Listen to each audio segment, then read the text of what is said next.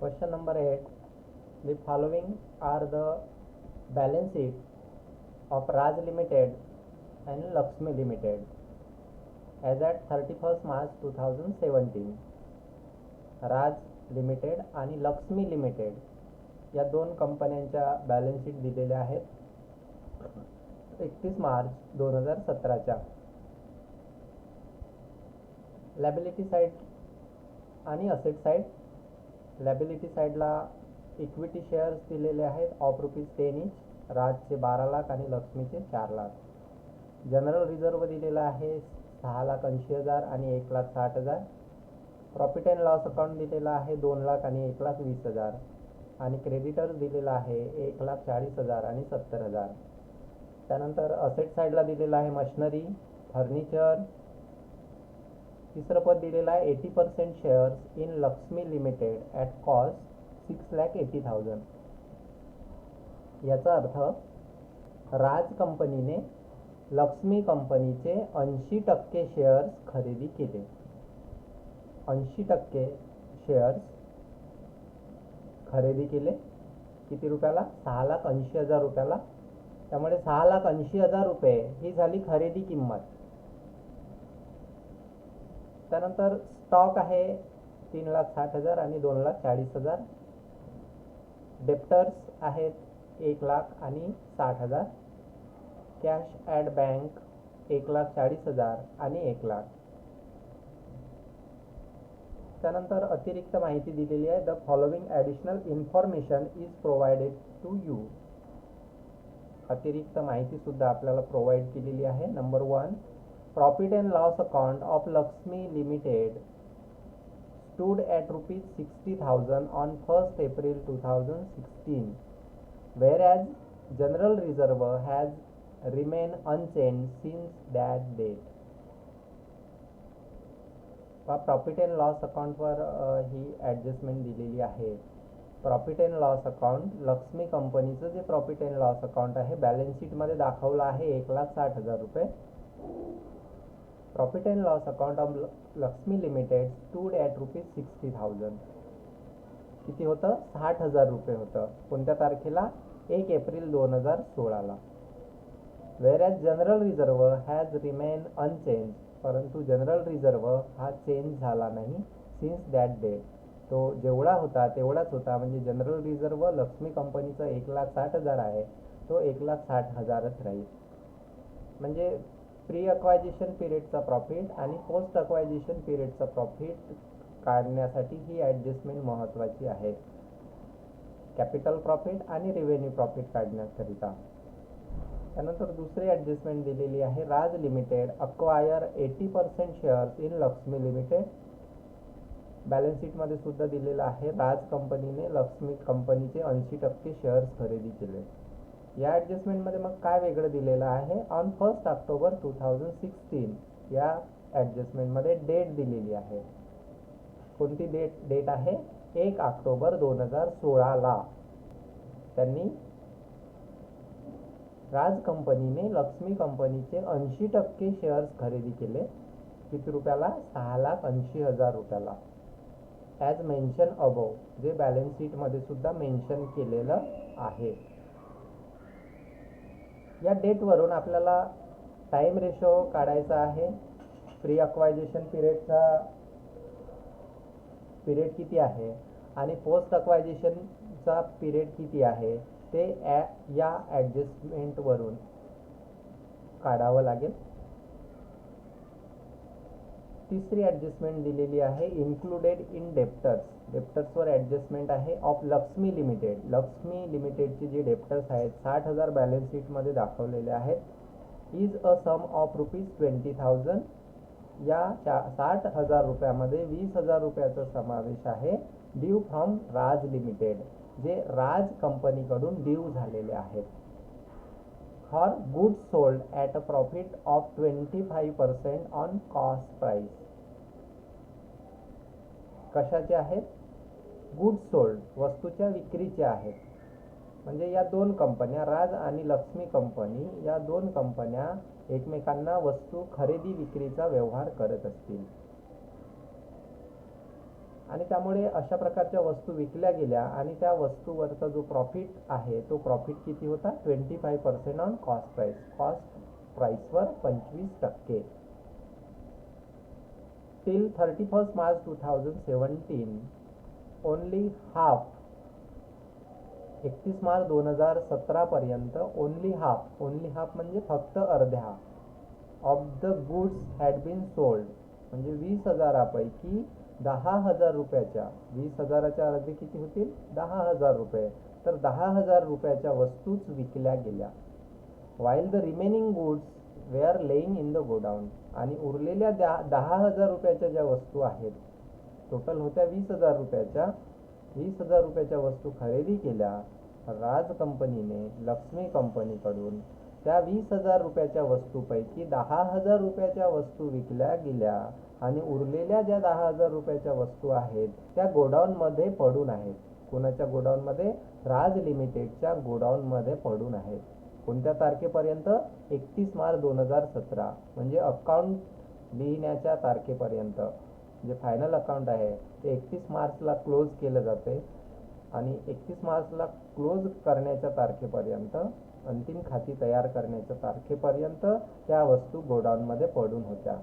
अशा वस्तूंना म्हणतात अविक्रीत वस्तू अनसोल्ड स्टॉक. या अनसोल्ड स्टॉकचं कॅल्क्युलेशन कशा पद्धतीनं करायचं त्याचे 2 फॉर्म्युले लिहून दिले होते. ऑन सेल असं दिलं असेल तर डायरेक्ट करायचं आहे आणि ऑन कॉस्ट प्राइस असं दिलं असेल तर त्याचा जो फॉर्म्युला आहे तो फॉर्म्युला वापरून अविक्रीत वस्तूंवरचा जो नफा आहे तो नफा कॅल्क्युलेट करायचा असतो. Prepare a consolidated balance sheet as at 31st March 2017 show all calculation clearly.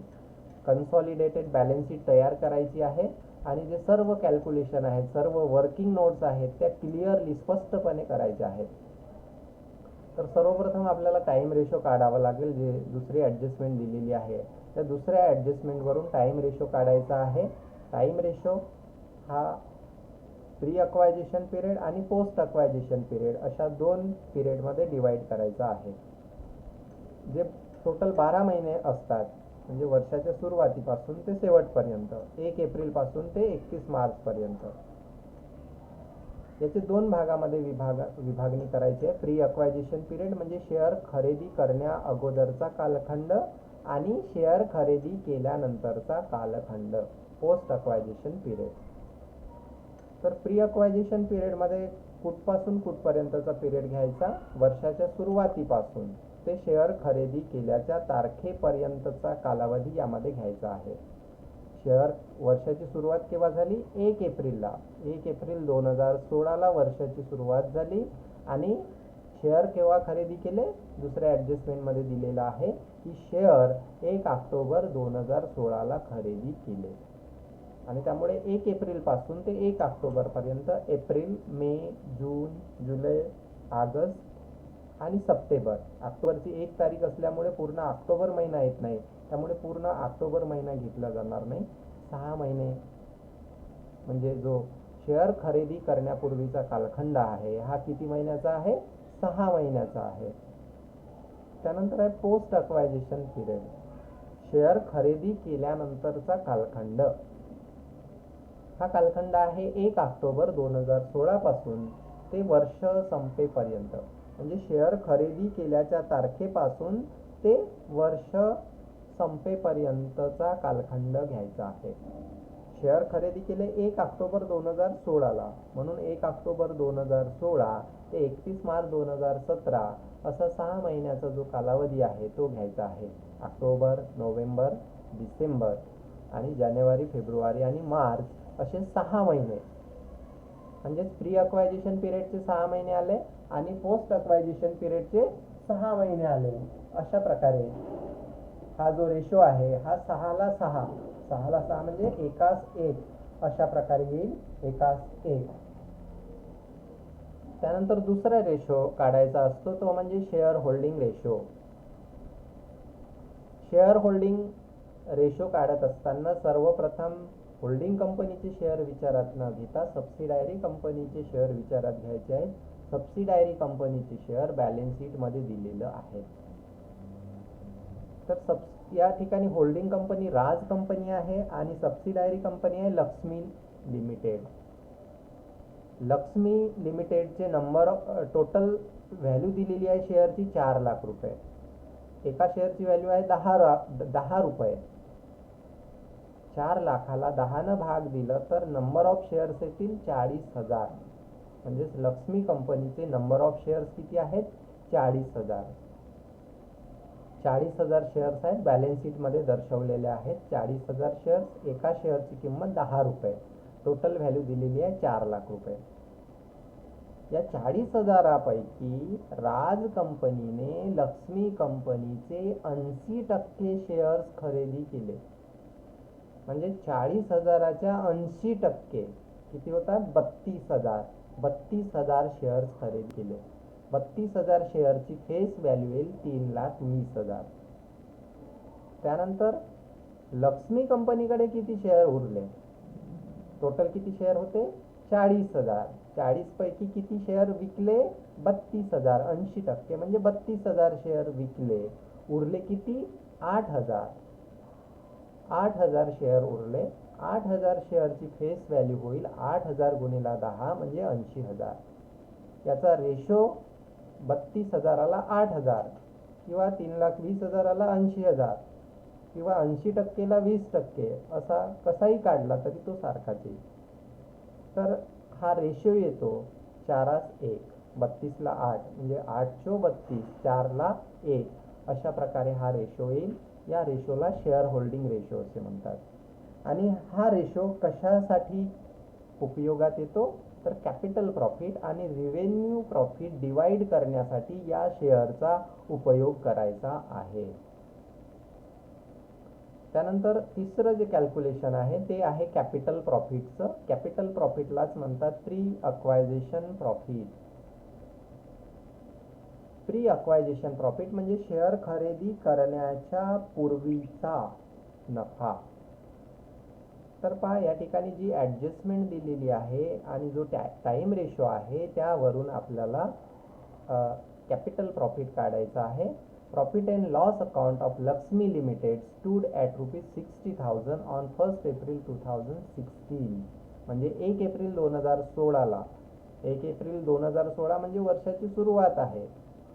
त्या सुरुवातीलाच प्रॉफिट अँड लॉस अकाउंट 60,000 होतं 1 एप्रिल 2016ला. म्हणजे हा प्रिव्हियस इयरचा प्रॉफिट दिलेला आहे 1 एप्रिल 2016चा.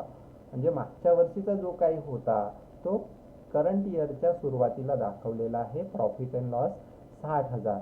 म्हणजे हा पूर्णच्या पूर्ण 60,000 कॅपिटल प्रॉफिटमध्ये प्री अक्वायझेशन प्रॉफिटमध्ये घेतला जाईल.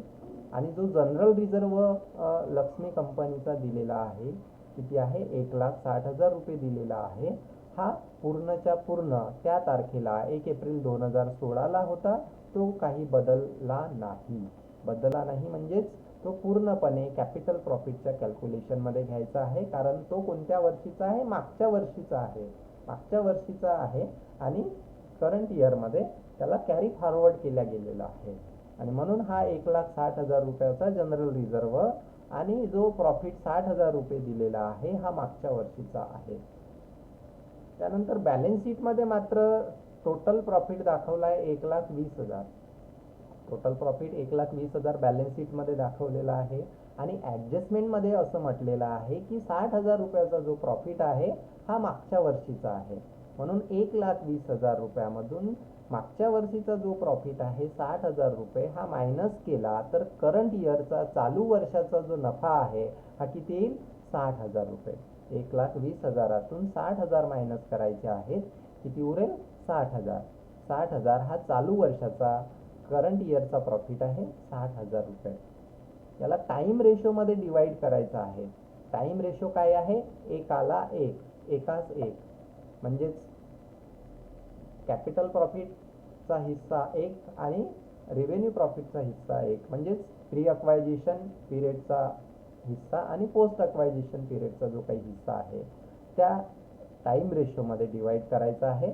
म्हणजे 60,000 गुणिला 1/2 अशा प्रकारचं कॅल्क्युलेशन केलं तर कॅपिटल प्रॉफिट येईल 30,000.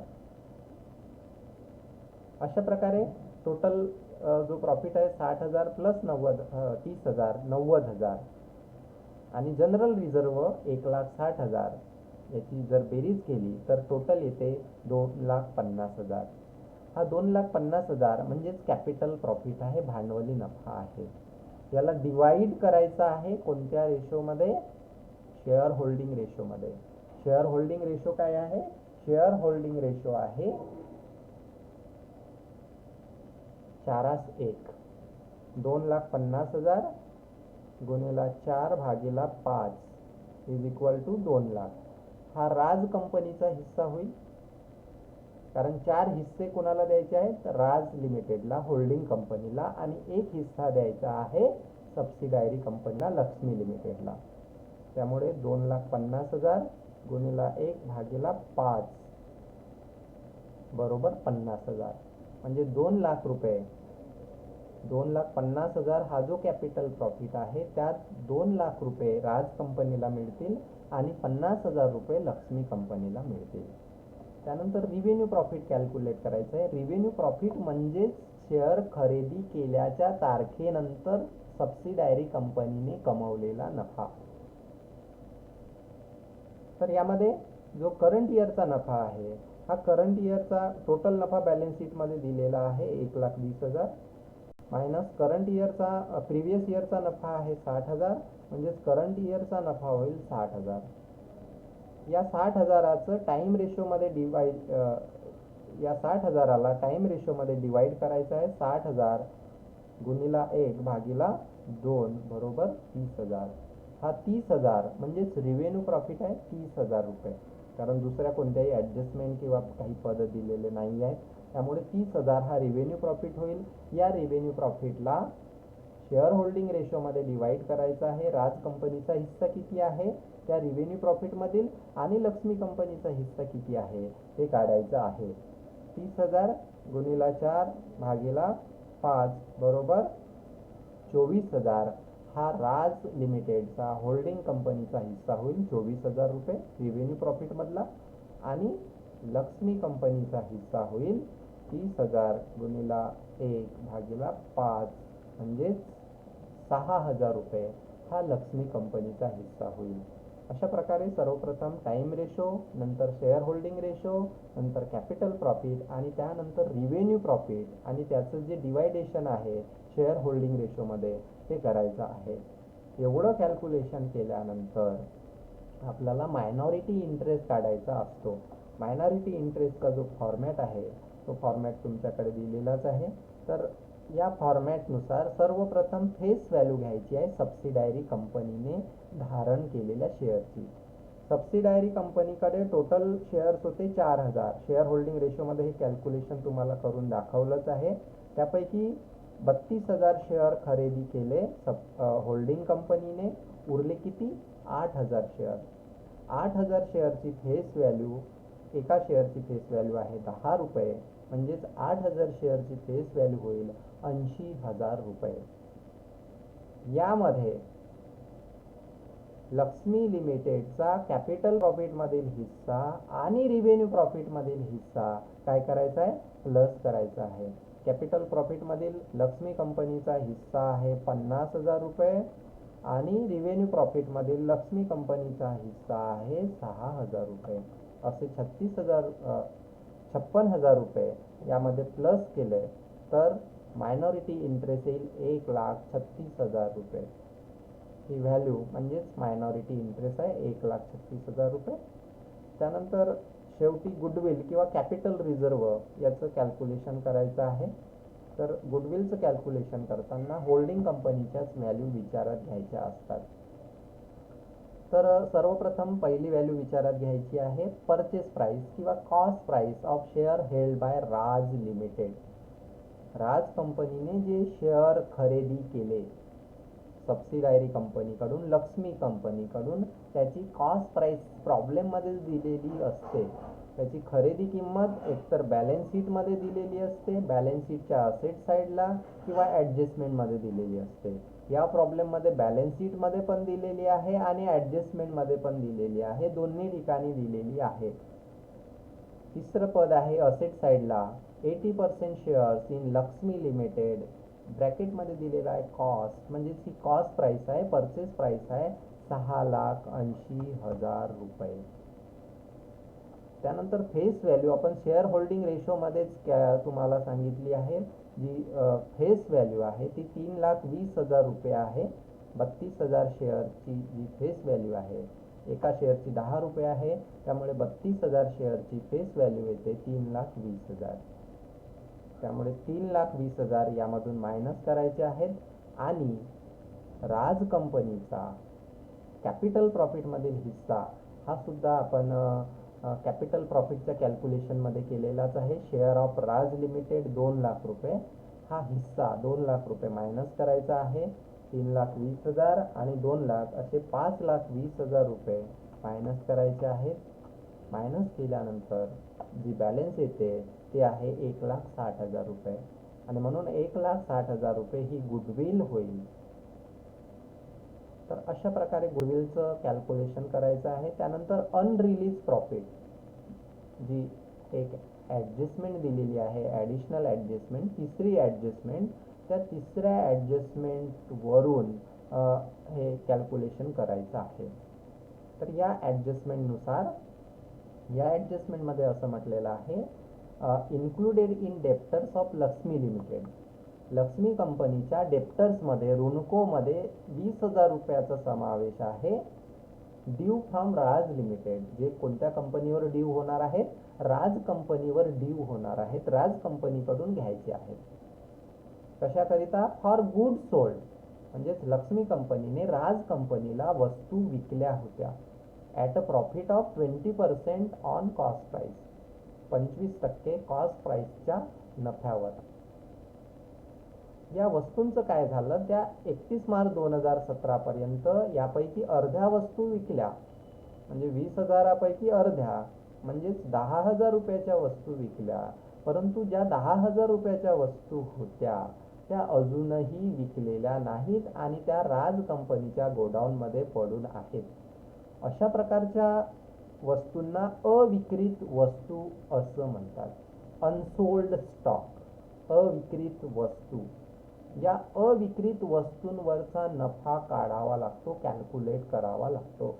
तेच या कॅल्क्युलेशन नंबर 7 मध्ये कॅल्क्युलेट केलेलं आहे. अनरिलीज प्रॉफिट, याला अरोखीकृत नफा असं म्हणतात.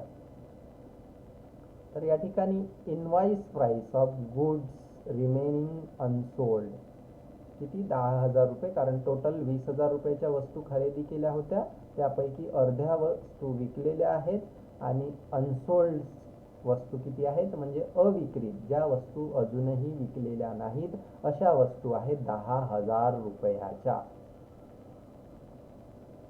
या ठिकाणी या वस्तूंवरचा जो नफा आहे तो नफा कॅल्क्युलेट करायचा असतो, त्यालाच अनरिलीज प्रॉफिट असं म्हणतात. तो त्याच ॲडजस्टमेंटमध्ये दिलेला आहे. ॲट 25% ऑन कॉस्ट, कॉस्ट प्राइसवर किती टक्के आहे? 25% आहे. ऑन कॉस्ट हा शब्द जर वापरला असेल, या ठिकाणी ऑन कॉस्ट हा शब्द वापरलेला आहे. ऑन कॉस्ट हा शब्द वापरल्यामुळे या ठिकाणी वेगळा फॉर्म्युला वापरायचा असतो. Unsold goods into rate of profit upon 100 plus rate of profit, हा जो फॉर्म्युला आहे हा फॉर्म्युला वापरायचा आहे. अनसोल्ड व्हॅल्यू आहे किंवा अनसोल्ड गुड्स आहेत 10,000 रुपयाच्या, गुणिला 25, रेट ऑफ प्रॉफिट, प्रॉफिटचा रेट किती आहे? 25 upon 125, 100 plus 25 is equal to 125 is equal to 200. म्हणजे अनरिलीज प्रॉफिट किती आहे? 2,000 रुपये. या अनरिलीज प्रॉफिटचं काय करायचं आहे? या अनरिलीज प्रॉफिटला स्टॉकमधून मायनस करायचं असते. जे स्टॉक आहे, दोन्ही कंपन्यांच्या स्टॉकची बेरीज करायची आहे आणि त्या स्टॉकमधून अनरिलीज प्रॉफिट मायनस करायचं आहे. आणि दुसरा इफेक्ट लॅबिलिटी साईडला सुद्धा जे प्रॉफिट अँड लॉस अकाउंट आहे राज कंपनीचं, त्या प्रॉफिट अँड लॉस अकाउंट मधून सुद्धा हा अनरिलीज प्रॉफिट मायनस करायचा आहे. म्हणजे दोन्ही ठिकाणं, स्टॉकमधून सुद्धा आणि प्रॉफिट अँड लॉस अकाउंटमधून सुद्धा हा अनरिलीज प्रॉफिट मायनस करायचा आहे कन्सॉलिडेटेड बॅलन्स शीटमध्ये. तर सर्व कॅल्क्युलेशन्स करून झालेले आहेत. आता जी दिलेली बॅलन्स शीट आहे त्या बॅलन्स शीटवरून आणि आपण केलेल्या कॅल्क्युलेशन्सवरून दोन्ही कंपन्यांची एकत्रित बॅलन्स शीट तयार करायची आहे, ज्यालाच कन्सॉलिडेटेड बॅलन्स शीट असं म्हणतात. Consolidated balance sheet as on 31 March 2017. तर जी जुन्या बॅलन्स शीट दिलेल्या आहेत दोन्ही कंपन्यांच्या, त्या बॅलन्स शीट आणि आपण केलेले कॅल्क्युलेशन हे विचारात घ्यायचे आहेत. तर कन्सॉलिडेटेड बॅलन्स शीटमध्ये लॅबिलिटी साईडला पहिलं पद घ्यायचं आहे शेअर कॅपिटल. शेअर कॅपिटलमध्ये फक्त होल्डिंग कंपनीच्या शेअरची व्हॅल्यू घ्यायची आहे. सबसिडायरी कंपनीचे शेअर घ्यायचे नाही आहेत, ते सोडून द्यायचे आहेत, टाळायचे आहेत, त्यांना घ्यायचं नाही आहे. त्यामुळे या ठिकाणी होल्डिंग कंपनीच्या जे शेअर्स आहेत त्या शेअरची व्हॅल्यू आहे 12 लाख. त्यामुळे फक्त तीच घेतली आहे. सबसिडायरी शेअर कंपनीच्या म्हणजेच लक्ष्मी कंपनीच्या शेअरची व्हॅल्यू घेतलेली नाही आहे. होल्डिंग कंपनी आहे राज कंपनी, राज कंपनीचे शेअर्स आहेत 12 लाख, तेच या ठिकाणी घेतलेले आहेत. त्यानंतर दुसरं पद आहे reserve and surplus. Reserve and सरप्लसमध्ये सुद्धा जे जनरल रिझर्व्ह आहे ते सुद्धा राज कंपनीचंच घ्यायचं आहे, लक्ष्मी कंपनीचं घ्यायचं नाही. कारण लक्ष्मी कंपनीचं जे रिझर्व्ह होतं, जनरल रिझर्व्ह होतं, ते कॅपिटल प्रॉफिट आणि रिव्हेन्यू प्रॉफिट कॅल्क्युलेशन करताना आपण विचारात घेतलं होतं. त्यामुळे फक्त होल्डिंग कंपनीचं जनरल रिझर्व्ह या ठिकाणी घेतलं आहे 6,80,000 रुपये. प्रॉफिट अँड लॉस अकाउंट सुद्धा फक्त राज कंपनीचंच घ्यायचं आहे, म्हणजे होल्डिंग कंपनीचंच घ्यायचं आहे, सबसिडायरी कंपनीचं घ्यायचं नाही आहे. होल्डिंग कंपनीचं प्रॉफिट आहे 2 लाख रुपये. या प्रॉफिटमध्ये होल्डिंग कंपनीचा जो हिस्सा होता कशातील, रिव्हेन्यू प्रॉफिटमधील, तो हिस्सा प्लस करायचा आहे. 2 लाख प्लस 24,000, 2,24,000. आणि जो अनरिलीज प्रॉफिट शेवटचं कॅल्क्युलेशन केलं होतं आपण अनरिलीज प्रॉफिटचं, ते मायनस करायचं आहे. व्हॅल्यू ती व्हॅल्यू मायनस करायची आहे. 2,000 रुपये मायनस केले. उरलेली जी व्हॅल्यू आहे ती आहे 2,22,000 रुपये. त्यानंतर मायनॉरिटी इंटरेस्ट आपण कॅल्क्युलेट केला होता, तो मायनॉरिटी इंटरेस्ट या ठिकाणी घ्यायचा आहे, तो आहे 1,36,000 रुपये. त्यानंतर क्रेडिटरची व्हॅल्यू घ्यायची आहे. करंट लॅबिलिटीमध्ये क्रेडिटर्स राज कंपनीचं आहे 1,40,000 आणि लक्ष्मी कंपनीचं आहे 70,000. दोघांची बेरीज येते 2,10,000. यामधून जी ॲडजस्टमेंट दिलेली आहे, डेप्टर्सवर ॲडजस्टमेंट जरी दिली असेल तरी त्याचा क्रेडिटर्सवर इफेक्ट होतो. कारण इंटर कंपनी व्यवहार आहेत, आंतर कंपनीचे व्यवहार आहेत, राज कंपनी आणि लक्ष्मी कंपनी. म्हणजेच लक्ष्मी कंपनी हे राज कंपनीचे डेप्टर्स असतील तर ते राज कंपनीचे क्रेडिटर्स होतील. म्हणजेच लक्ष्मी कंपनीने राज कंपनीला वस्तू विकल्या, म्हणजेच लक्ष्मी कंपनी जी आहे हे क्रेडिटर्स आणि राज कंपनी ही डेप्टर्स होईल. म्हणजेच एकमेकांचे आंतर कंपनी व्यवहार असल्यामुळे त्या ठिकाणी डेप्टर्सवर जरी ॲडजस्टमेंट दिलेली आहे तरी त्याचा इफेक्ट या ठिकाणी क्रेडिटर्सवर पण होतो. आणि क्रेडिटर्सवर ॲडजस्टमेंट जर दिली असेल तर त्याचा इफेक्ट डेप्टर्सवर करायचा आहे. जसं मागील प्रॉब्लेममध्ये केलं तसंच याही प्रॉब्लेममध्ये करायचं आहे. त्यामुळे इंटर कंपनी ओविंग आहे 20,000 रुपये, ते 20,000 रुपये मायनस करायचे आहेत यामधून, क्रेडिटर्समधून. टोटल अमाऊंट येईल 1,20,000 रुपये. त्यानंतर असेट्स साईडचे पदं घ्यायचे आहेत. फिक्स असेट, फिक्स, त्यामध्ये गुडविल जुन्या बॅलन्स शीटमध्ये दिलेली नाही आहे. नवीन जी गुडविल आलेली आहे ज्याचं आपण कॅल्क्युलेशन केलेलं आहे कॅल्क्युलेशन नंबर 6 मध्ये, ते घ्यायचं आहे गुडविल 1,60,000 रुपये. त्यानंतर मशनरी, दोन्ही कंपन्यांची बेरीज करायची आहे. राज कंपनीची मशनरी आहे 7,80,000 आणि लक्ष्मी कंपनीची मशनरी आहे 2,70,000. दोघांची बेरीज होते 10,50,000. त्यानंतर फर्निचर दिलेलं आहे राज कंपनीचं 1,60,000 रुपये आणि लक्ष्मी कंपनीचं दिलेलं आहे 80,000 रुपये. दोघांची बेरीज होते 2,40,000 रुपये.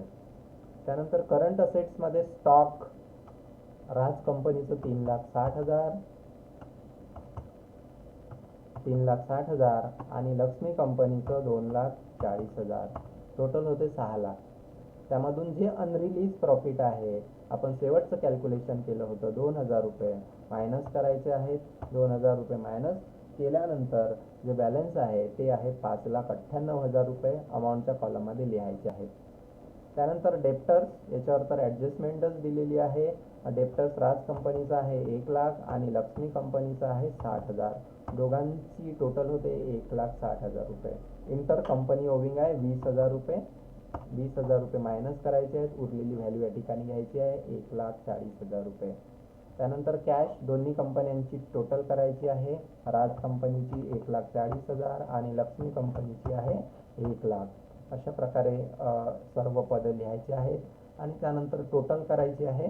असेट साईडची total 1,60,000 plus 10,50,000 plus 2,40,000 plus 5,98,000 plus 1,40,000 plus 2,40,000 is equal to 24,28,000.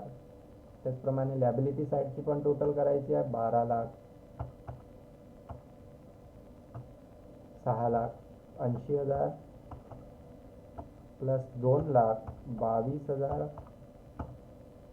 Plus 1,36,000 plus 1,90,000. Total येईल 24,28,000. तर अशा पद्धतीने हे सर्व कॅल्क्युलेशन्स करायचे आहेत. त्यापैकी कोणतंही कॅल्क्युलेशन जर समजलं नसेल, कोणतीही ॲडजस्ट